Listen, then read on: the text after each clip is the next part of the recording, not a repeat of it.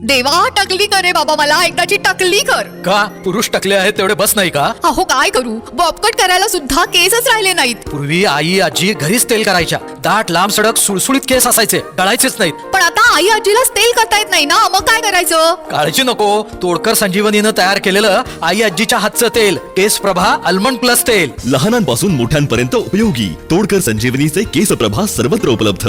ना याचं ना त्याचं आमचं. पाहिलं की आम आदमी पार्टी नव्हती, DMK नव्हती, त्याचबरोबर TVK नव्हती आणि काही लोक तर ह्या लोकांनी बहिष्कार घातला होता आणि काही लोक तर फेसबुकवर आले, फेसबुक लाईव्ह केला आणि स्वतःचं बोलले आणि दुसऱ्यांचा फेस न बघता निघून गेले. हे उद्धव ठाकरेबद्दल बोलताय सर तुम्ही? नाही, मला माहीत नाही.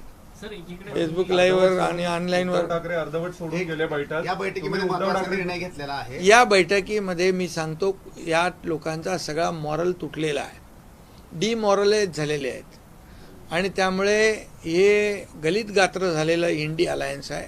फक्त मोदी द्वेषाने हे एकत्र आलेले आहेत, मोदी द्वेषाने पछाडलेले आहेत आणि म्हणून जेव्हा तेव्हा उठता बसता त्यांना एकच प्रधानमंत्री मोदीजी दिसतात आणि त्यांच्यावर आरोप करत ते सुटतात. इथून पुढे एक महत्त्वाचा त्यांनी निर्णय घेतलेला आहे की दर 3 महिने त्यांना या देशाची प्रगती आवडत नाही. देशाची जी झालेली उन्नती आहे, देश पुढे चालला आहे, हे त्यांच्या पचनी पडत नाही. राहुल गांधी यांच्या नेतृत्वामध्ये देशभर आता बैठका घेतल्या जाणार. अशा इंडियाच्या पुढची बैठक हैदराबादमध्ये केली जाणार. राहुल गांधीचं नेतृत्व जे ते कितपत आणि अजून राहुल गांधींनी असं पण म्हटलंय की पुढच्या वर्षभरामध्ये नरेंद्र मोदी पंतप्रधान पदावर नसतील.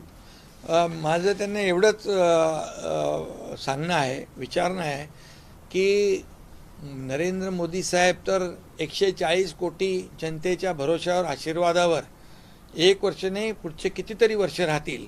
परंतु राहुल गांधी जे बोलत आहेत की नरेंद्र मोदीजी 1 वर्षाने प्रधानमंत्री नसतील, त्या राहुल गांधींना मी सांगू इच्छितो, विचारू इच्छितो, तुम्ही 1 वर्ष तरी कन्सिस्टंटली सातत्याने देशात तरी राहून दाखवा, सातत्याने काम करून तर दाखवा.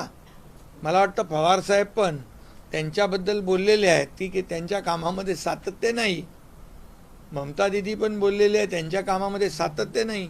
त्यामुळे त्यांनी पहिलं त्यांचं सातत्याने या देशामध्ये 1 वर्षभर तरी सातत्याने राहून दाखवा. ते नेहमी उठतात, मध्ये देशामध्ये प्रधानमंत्र्यांची बदनामी करतात, देशाच्या बाहेर गेल्यावर देखील प्रधानमंत्र्यांची बदनामी करतात. हे कसली देशभक्ती आहे? हा खरं म्हणजे देशाच्या विरोधातला देशद्रोह आहे. शिंदे साहेब, प्रश्न असा आहे की उद्धव ठाकरे आजच्या बैठकीला दिल्लीमध्ये आले नाही. चर्चा होती की मागच्या वेळी जेव्हा ममता बॅनर्जी नाराज झाल्या होत्या, त्या उद्धव ठाकरेंनी त्यांची समजूत काढली होती, अशी चर्चा होती.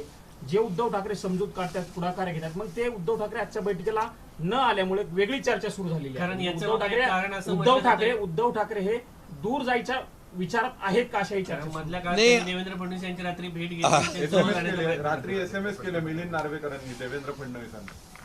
नाही, आता मी आपल्याला एकच सांगतो, हे निरुत्साह म्हणजे एक गलित गात्र झालेले लोक आहेत आणि अतिशय पराभवाने झालेले जे पराभव आहेत. मगाशी मी सांगितलं की इंडिया अलायन्समध्ये आल्यानंतर पराभव होतो, हे अशा प्रकारचं त्यांना विश्वास निर्माण झालेला आहे आणि म्हणून या बैठकीपासून काही लोक दूर झालेले आहेत. ममता बॅनर्जीचे खासदार कुठले, त्यांना ती भीती आहे की भविष्यात जर आपण अशा पद्धतीने बैठकीला आलो तर आपले खासदार देखील भविष्यात फुटू शकतात, म्हणून ते दुरून टाटा बाय बाय करतायत.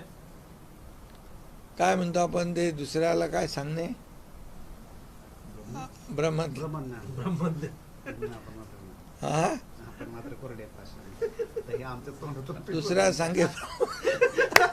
दुसऱ्या सांगे ब्रह्मज्ञान, आपण कोरडे पाषाण. अशा प्रकारचं दुसऱ्याला शिकवण्यापेक्षा स्वतः आत्मपरीक्षण केलं पाहिजे, आत्मचिंतन केलं पाहिजे. तुम्ही असं म्हटले की काँग्रेस छोट्या पक्षांना संपवतोय.